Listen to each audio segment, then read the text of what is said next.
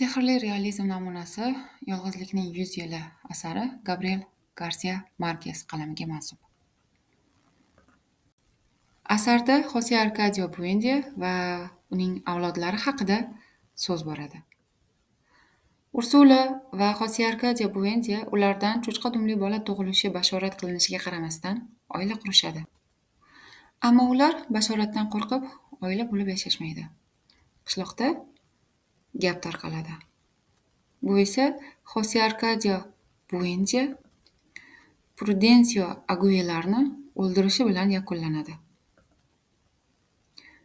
Prudencio Aguilarning ruhi Jose Arcadio Buendianing uyida kezib yurishni boshlaydi. Iztirobga tushgan yosh oila ko'chib ketishga qaror qiladi. Yillar davom etgan sargardonlikdan so'ng Buendia va Buendiaga ergashib chiqqan oilalar Makondani izlab topishadi. Dastlabki davrda Buendia uy qurilishi, xo'jalik ishlari bilan shug'ullanadi. Biroq qishloqqa Melikades boshchiligidagi lo'lilar tashrif buyurganidan so'ng qishloq hayoti va Buendia xayollari o'zgaradi. Lo'lilar qishloqqa muz, magnit kabi narsalarni olib keladi. Buendia ilm bilan shug'ullanishni boshlaydi. Endi xo'jalik ishlari bilan Ursula shug'ullana boshlaydi. Buendia esa g'ayrioddiy, foydasiz tajribalarni amalga oshiraveradi. G'ayrioddiy ilmlar bilan shug'ullanish Makonda asoschisini aqldan ozdirishni boshlaydi. Uzoq umr ko'rgan Buendia umrining oxirida daraxtga boylangan holatda umr kechiradi. Erining o'rniga xo'jalik ishlarini boshqarayotgan Ursula lo'lilar bilan qochib ketgan o'g'lini qidirish uchun boshqa shaharga chiqib ketganida tadbirkorlikni o'rganib qaytadi. Ursula uyini ta'mirlash, uyini jihozlash ishlari bilan mashg'ul bo'lib ketadi. Ursula mol-mulk to'plash bilan band bo'ladi.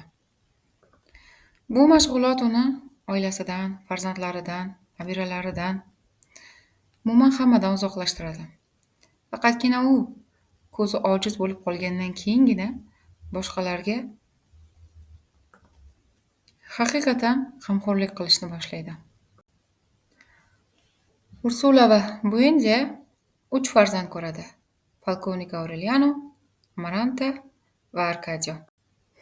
Ammo keyinroq shaharga uyqusizlik olib kelgan Rebekani ham farzandlikka qabul qilishadi. Rebeka bilan birga olib kelingan ota-onasining suyaklari ko'p yillar keyin qabrga qo'yiladi. Aureliano Buendia siyosiy kurashga aralashadi va generallikka qadar ko'tariladi. Konservatorlarga olib borgan 32 qo'zg'olonning hammasi mag'lubiyat bilan yakunlanadi. U urush davomida boylik orttiradi. 17 farzand ko'radi. Safdoshlaridan ayriladi. Qamoqqa tushadi. Ammo u o'lmaydi. U hammadan xavfsiraydigan insonga aylanadi. Urushdan so'ng oilasiga qaytadi. Ammo baribir avvalgidek yolg'izlikda yashaydi. Urushdan avval Pilar Ternera bilan bo'lgan munosabatidan o'g'il ko'radi. Uning o'g'li Aureliano Jose ham urushda qatnashadi. Amaranta va Rebeka bo'yi yetgach, shaharga tashqaridan kelgan musiqachi va pianino sozlovchisi Pietro Crespiga oshiq bo'lishadi. Ammo Pietro Crespi Rebekani tanlaydi. Ular unashtirilishadi. Ammo ularning to'yi amalga oshmaydi. Rebeka Jose Arcadioga turmushga chiqadi. To'ydan so'ng Pietro Crespi Amarantaga oshiq bo'lib qoladi. qayta undan rad javobini olavergach, umidsizlikda o'z joniga qasd qiladi. Amaranta sohibjamol edi.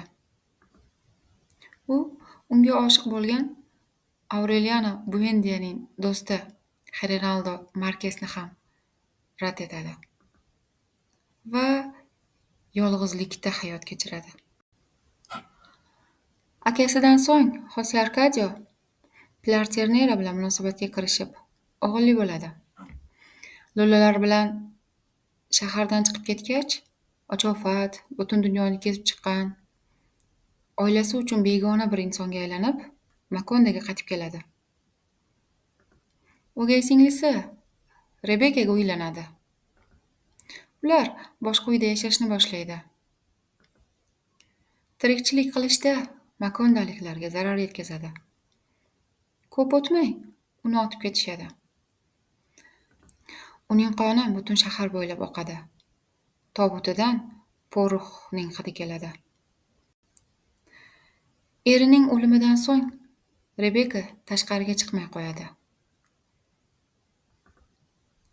Hatto uning tirik ekanligini odamlar unutishadi. Uni topishganida boshidan o't o'sib chiqqan edi. U butun umr yolg'izlikda yashab, Xose Arkadio bilan qisqa muddat yashagan uyda o'ladi. Amarantaga oshiqligi tufayli faqat Pietro Crespi, polkovnik Xerinaldo Markesgina baxtsizlikka uchramaydi. Amarantaning jiyani polkovnik Aurelianoning o'g'li Aureliano Xose ham Amarantani yaxshi ko'rib qoladi. Urushda bir askardan hatto onasiga ham uylanish uchun kurashayotganligini eshitib, xolasining oldiga qaytib keladi. Ammo Amaranta bokiraligini saqlab qoladi. Keyinchalik Xose Arkadio ham Aureliano II va Fernandoning farzandi. Unga oshiq bo'ladi. Ikkinchi avlod diktator Arkadio Aureliano Xose polkovnik Aurelianoning 17 o'g'lidan iborat. Aureliano Xose ota-onaga ega oilani ko'rmaydi. Jamiyatdan uzoq to'lg'aytiriladi. Ijtimoiy mavqega ega bo'lmaydi. Hatto otasi polkovnik bo'lsa ham urushga boradi. Amaranta tomonidan rad etiladi va o'ldiriladi. Ota-onasi Xose Arkadio va Pilar Ternera bo'lgan diktator Arkadio Santa Sofia de la Piedad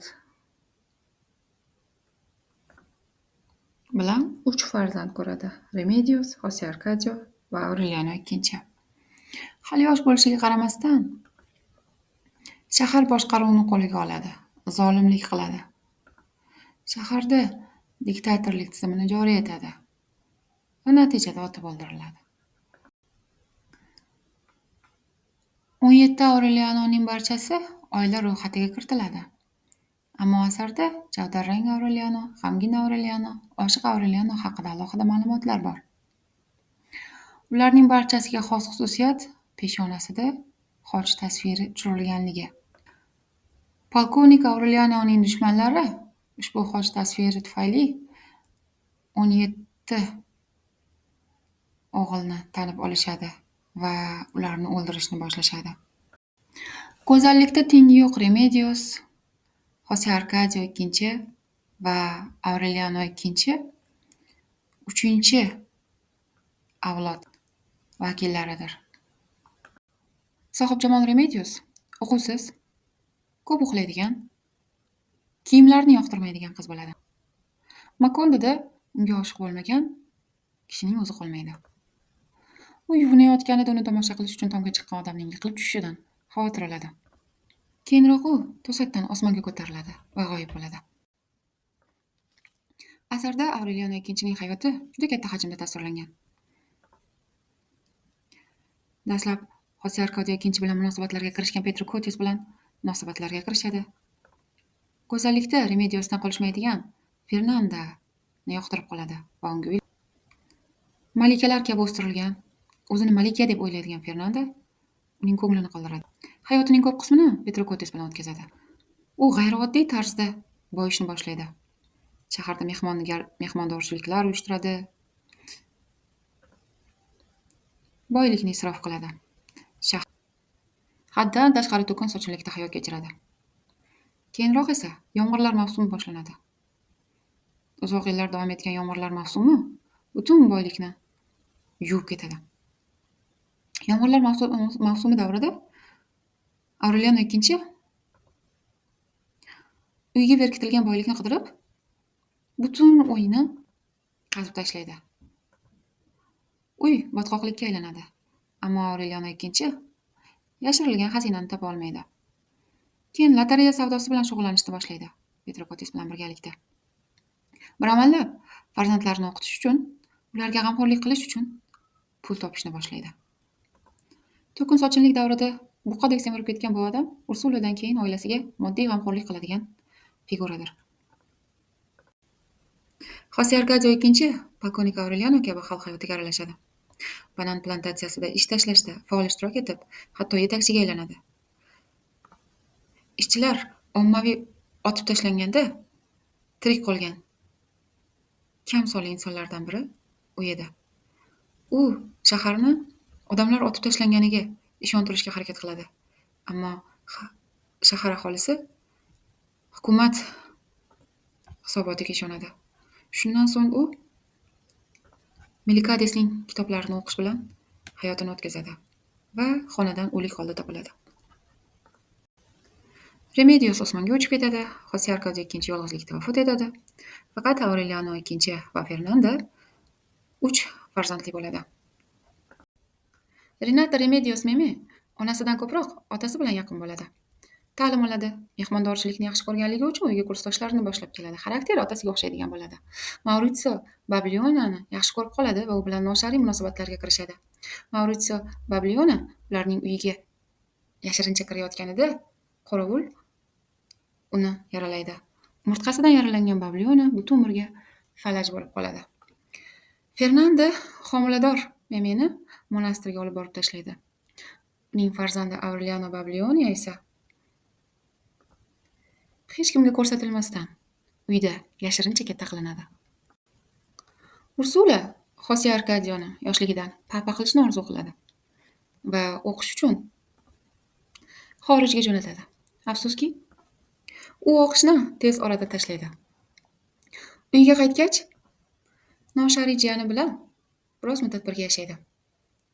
Uyda otasi topa olmagan xazinani topib oladi va to'kin sochinlikda hayot kechirishni boshlaydi. Ammo Amarantaning xayollari bilan hayot kechirayotgan Xose Arkadioni basseynda o'ldirib ketishadi. Modani yaxshi ko'radigan shijoatli Ursula Amaranta ta'lim uchun xorijga ketganida Gastonga turmushga chiqadi. Ular uyga qaytib kelishganida uyda faqat Aureliano Babliona bor edi. U uyni ta'mirlaydi, bezaydi. Memening o'g'li Aureliano Ursula Amarantani yoqtirib qoladi. Ular ishqiy munosabatga kirishadi. Gaston esa xorijga ketadi. Bolaligini faqat uy ichida o'tkazgan Aureliano Bablionia katta bo'lganidan so'ng Melkiades qo'lyozmalarini o'qiy oladi. Bu voqea Ursula Amaranta o'lgach, qayg'u ichida tashqariga chiqib qaytganida o'g'lini hasharotlar yeb tugatganini ko'rganidan so'ng amalga oshadi. Kuchli bo'ron bo'ladi va butun Makondani yo'q. Xo'sh, sizningcha asar nima haqida hikoya qiladi? Buyendiyalar oilasining 100 yillik yolg'izligi orqali yozuvchi insoniyatga qanday xulosalarni taqdim etadi? Biz sizga asarning qisqacha voqealar rivojini taqdim etdik. Siz asar tahlilini amalga oshiring. Asar tahlilini amalga oshirishda yordam berishi uchun oila shajarasini e'tiboringizga havola qilamiz.